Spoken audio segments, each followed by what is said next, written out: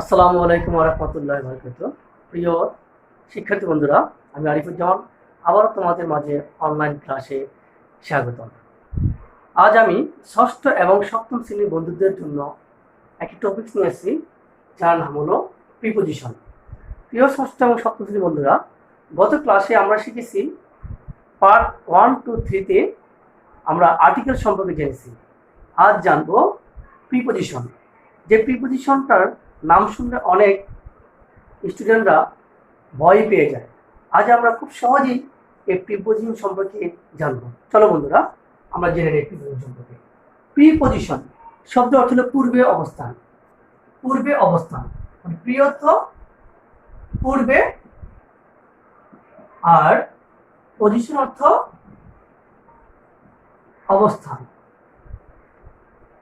মানে কি পূর্বে অবস্থান। দুটো যদি আমি এক করি তাহলে কি হবে? প্রিপোজিশন আর কি পূর্বে অবস্থান, মানে কোন নাউন বা প্রনাউনের পূর্বে বসে তার অবস্থানটা নির্ণয় করে। কোন নাউন বা প্রনাউন বা নাউন ফ্রেজের পূর্বে বসে কোন অবস্থান নির্ণয় করে তা কি বলা হয়? Preposition.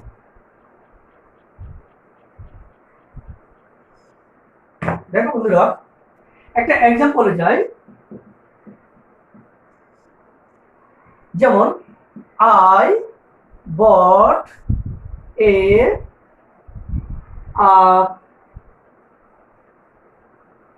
shirt. I bought a shirt অর্থ হলো আমি একটি শার্ট ক্রয় করেছিলাম। আমি একটি শার্ট ক্রয় করেছিলাম। বন্ধুরা, এই সেন্টেন্সে কোনো প্রিপোজিশন নাই, আর প্রিপোজিশন ছাড়া কিন্তু সেন্টেন্স হবে। I bought a shirt, আমি একটি শার্ট ক্রয় করেছিলাম। এই সেন্টেন্সে কোনো প্রিপোজিশন নাই। দেখো বন্ধুরা, আমরা এখানে কিছু প্রিপোজিশন যুক্ত করি। I bought a shirt for you. For you, আমি একটি শার্ট কিনেছিলাম ফর ইউ, তোমার জন্য। জন্য, এখানে ফরটা কি? জন্য। কার জন্য? তোমার জন্য। কি বলা হয়েছে? নাউন এবং প্রনাউন নাউন ফ্রেজের পূর্বে বসে তার অবস্থানটা নির্ণয় করে। কার অবস্থানটা? এই যে আমি একটা এই শার্ট কিনেছিলাম, এই অবস্থানটা কার জন্য কিনেছিলাম? তোমার জন্য কিনেছিলাম। এই যে জন্য, এই ফরটা হলো আমার প্রিপোজিশন। এই ফরটা আমি যদি বলি I bought a shirt you, you মানে তোমার। আমি একটা শার্ট কিনেছিলাম তোমার। বাবা, এটা কি?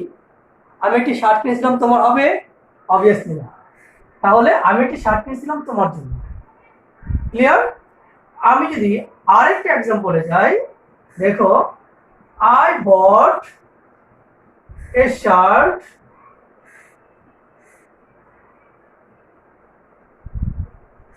I bought a shirt for you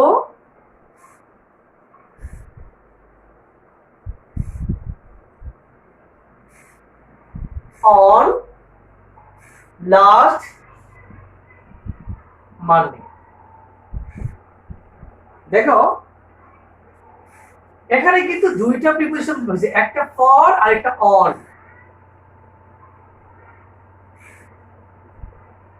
I bought a shirt for you on last Monday বা on Monday বলতে পারি। আচ্ছা দেখো বন্ধুরা, আমি একটি শার্ট ক্রয় করেছিলাম গত সোমবারে। গত সোমবারে মানে তাহলে বার, মানডে একটা বার, তাহলে বারের পূর্বে কি বসে? অন বসে। এই যে অন একটা আমার প্রিপোজিশন, আবার ফর একটা প্রিপোজিশন। প্রিপোজিশন যুক্ত করে সেন্টেন্সের দীর্ঘায়িত বা দীর্ঘ করা হয়। প্রিপোজিশন যুক্ত করে আমরা সেন্টেন্সকে দীর্ঘ করতে পারি। I bought a shirt for you on last Monday.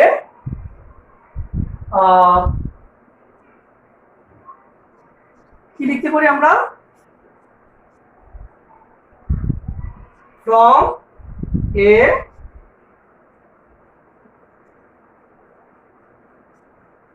Shopping mall, আর এটা from a shopping mall.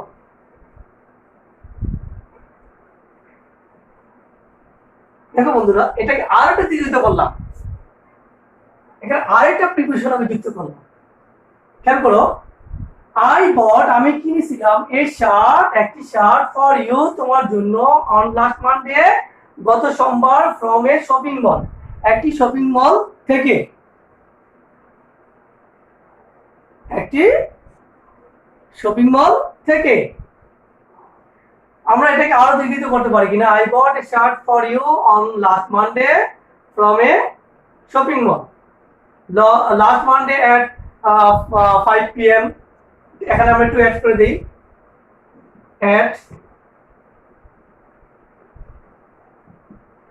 at 5 PM from a shopping mall,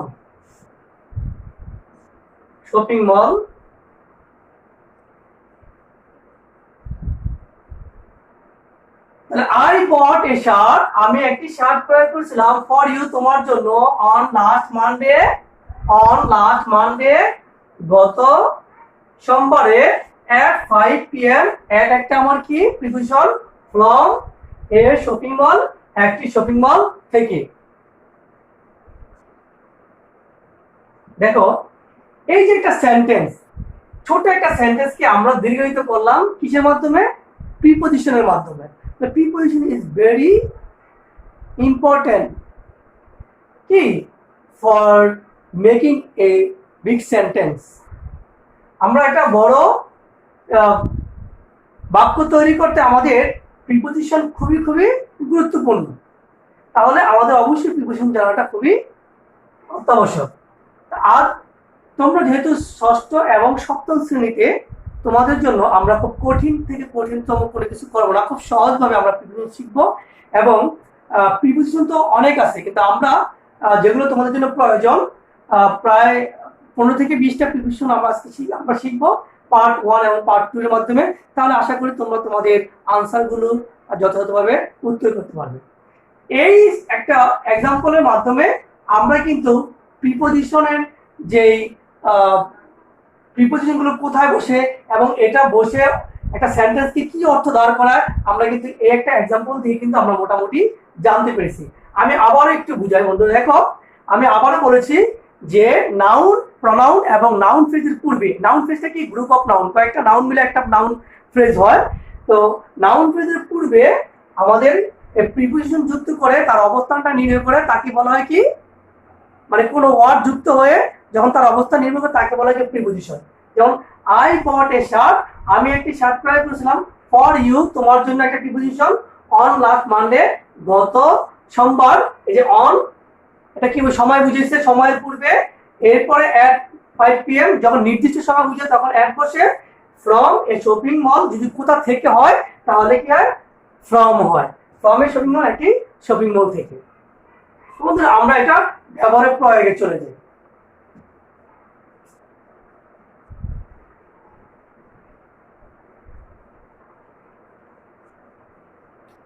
আজ আমরা যে টপিকগুলো, যে প্রিপোজিশনগুলো শিখবো, সেটা মধ্যে তোমরা খাতায় অবশ্যই উঠিয়ে নিবে। আমরা শিখবো at, in, into, on, over, above, under, to, at, in, into, on, over, above, under, to, এই প্রিপোজিশনগুলো নিয়ে আজকে আমরা আলোচনা করব। তো প্রথমে বন্ধুরা আমরা at এর ব্যবহারটা জেনে নিই। প্রথমে আমরা at এর ব্যবহারটা জেনে নেব।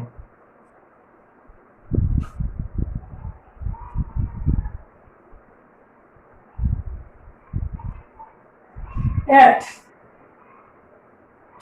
কোথায় বসে? at কোথায় বসে? at বসে নির্দিষ্ট সময়ের পূর্বে। নির্দিষ্ট সময়ের পূর্বে অ্যাট বসে, নির্দিষ্ট সময়ের পূর্বে, তারপরে বসে কোথায়, ছোট স্থানের পূর্বে, স্থানের পূর্বে, নির্দিষ্ট সময়ের পূর্বে ছোট স্থানের পূর্বে কি বসে, অ্যাট বসে। নির্দিষ্ট সময়ের পূর্বে ছোট স্থানের পূর্বে কি বসে, অ্যাট বসে। আমরা নির্দিষ্ট না লিখি, সময়ের পূর্বে লিখি। নির্দিষ্ট লিখতে গেলে সময়ের পূর্বে এমনকি ছোট স্থানের পূর্বে অ্যাট বসে।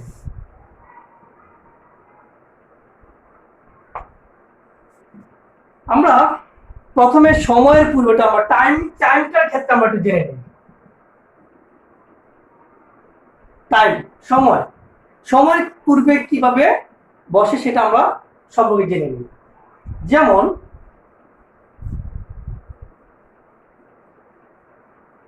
আমরা পড়েছিলাম, বলতে পারি আই ওয়েন্ট টু স্কুল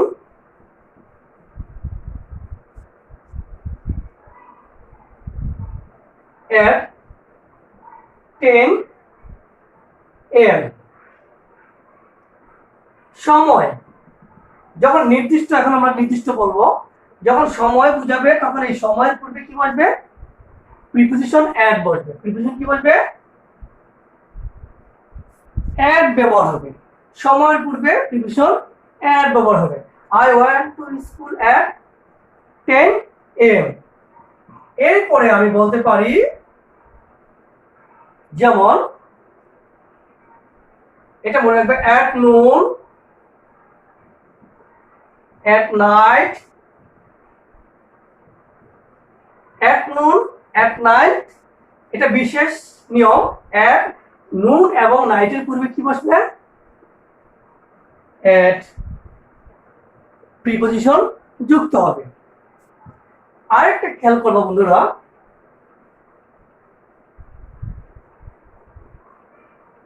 এট কোথায় বসবে একটু খেয়াল করবে।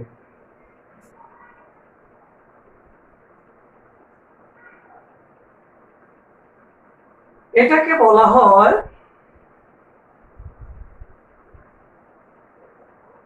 আমরা মিরপুর, ঢাকা।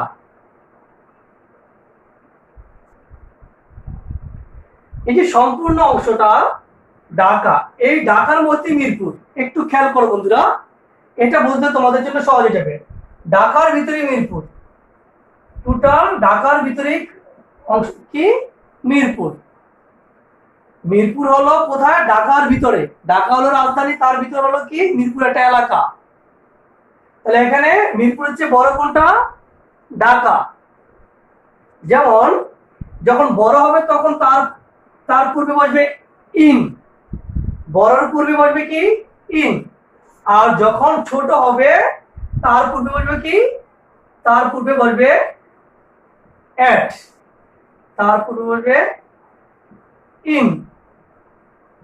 বন্ধুরা আবার একটু খেয়াল করো, দুইটা স্থানের ছোট স্থানের পূর্বে অ্যাট বসবে আর বড় স্থানের পূর্বে ইন বসবে। তাহলে আমরা কোথায় বসবো, অ্যাট,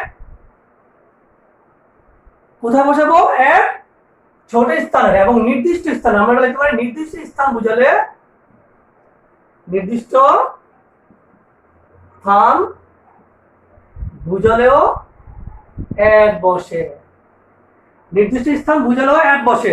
আবারও বলি আমরা, অ্যাট সময়ের পূর্বে ছোট স্থানের পূর্বে অ্যাট বসে, নির্দিষ্ট স্থানে বুঝালেও অ্যাট বসে। Time, I went to school at 10 AM। At noon, at night, night এবং নুনের পূর্বে অ্যাট ব্যবহৃত হয়। এখন যখন দুইটা স্থান থাকবে তখন ছোট স্থানের পূর্বে অ্যাট বসবে এবং বড় স্থানের পূর্বে ইন বসবে। অবশ্যই বন্ধু তোমরা জিনিসটা খেয়াল করবে। আমরা একটা এক্সাম্পল চলে যাই, তাহলে আমাদের জন্য একটু সহজ হবে।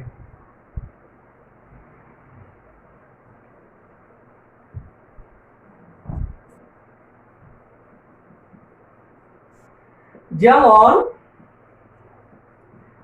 আই লিভ এট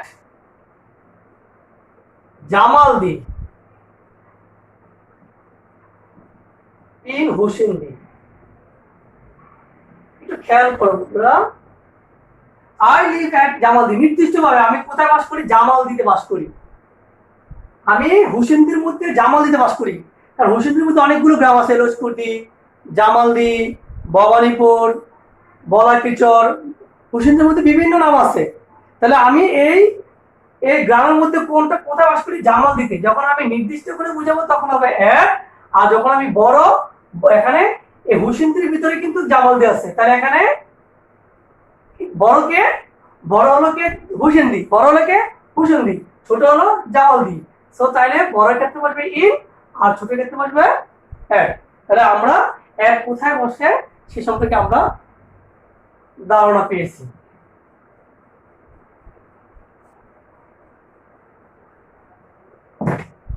এখন শিখবো আমরা ইন এবং ইনটু। একসাথে আমরা একটু শিখি, এটা ইন ইনটুর ব্যবহারটা আমরা শিখব।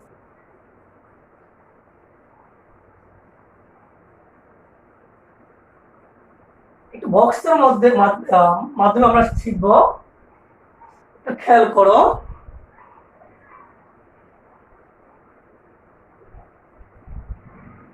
এটা একটা বল বা একটা বস্তু, আরেকটা হলো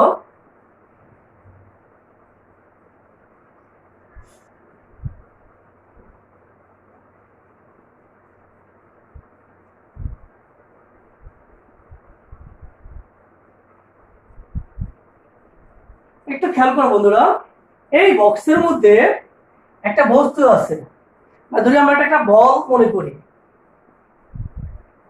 বল, এই বক্সের ভিতরে যেটা আছে সেটাকে বলা হয়, মানে এই বলটা বক্সের ভিতরে, বলটি কোথায় আছে? বক্সের ভিতরে আছে। তাহলে বন্ধুরা দেখো, যখন ভিতরে বুঝাবে তখন তাকে বলা হয় ইন। যখন ভিতরে প্রবেশ করা বুঝাবে, এটা কিন্তু ভিতরে প্রবেশ করতেছে, যখন ভিতরে প্রবেশ করা বুঝাবে তখন বলা হবে ইনটু। বিষয়টা, আমি ক্লাসে প্রবেশ করতেছি তখন ইনটু, আর যখন আমি ক্লাসে অবস্থান করতেছি সেটা হলো ইন। যেমন বুঝাবে, আমরা কি লিখবো? দি বল is in the box। এটাকে বলা হয় ভিতরে বুঝালে আমরা লিখতে পারি, ইনটা লিখতে পারি কি? ভিতরে বুঝালে ইন হয়, ভিতরে বা মধ্যে বুঝালে ইন হয়। দি বল ইজ ইন দা বক্স। বলটি কোথায়? ভিতরে, বক্সের ভিতরে বুঝালে ইন হয়। ইনটু কোথায় বুঝালে? অভিমুখে বুঝালে, কোনো কিছুর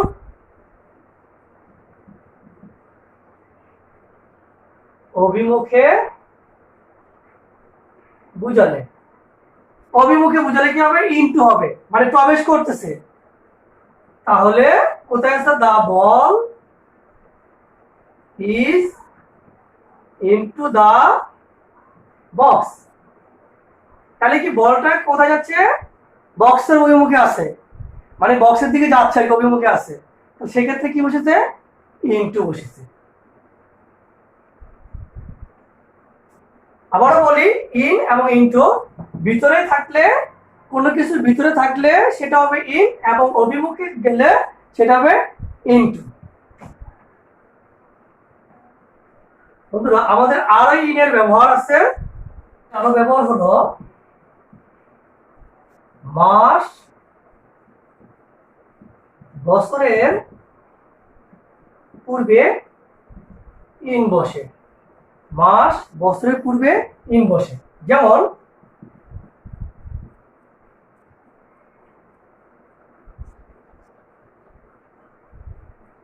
I went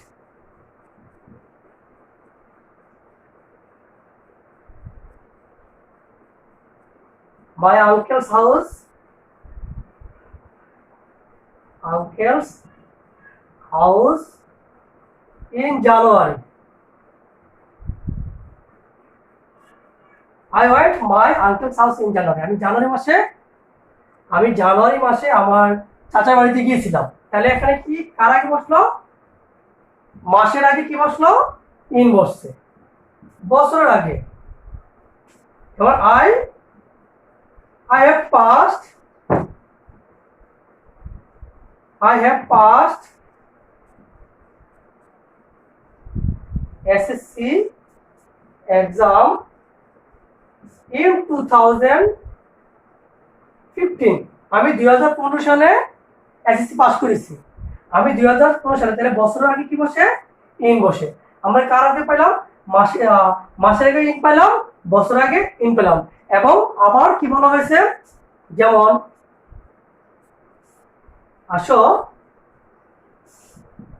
in the morning, in the evening, in the afternoon। যদি মর্নিং নির্দিষ্ট করে মর্নিং, ইভিনিং, আফটারনুন হয়, তার উপরে আবার দি, ইনের পর দি বসবে। এটা খেয়াল রাখতে হবে, দি আর্টিকেল বসবে, কিন্তু তার পূর্বে আবার ইন বসে। তাহলে এই ক্ষেত্রে আমরা কি ইনের ব্যবহার করতে পারি। তো প্রিয় শিক্ষার্থী বন্ধুরা, আমরা আজ পার্ট 1 এ অ্যাড, ইন, ইনটু সম্পর্কে ধারণা নিলাম। অ্যাড, ইন, ইনটু সম্পর্কে ধারণা নিলাম। পরবর্তী পার্ট 2 তে আমরা অন, ওভার, অ্যাবভ, আন্ডার এবং টু, পরবর্তী পার্টে আমরা এই 5টা অংশ আমরা আলোচনা করব।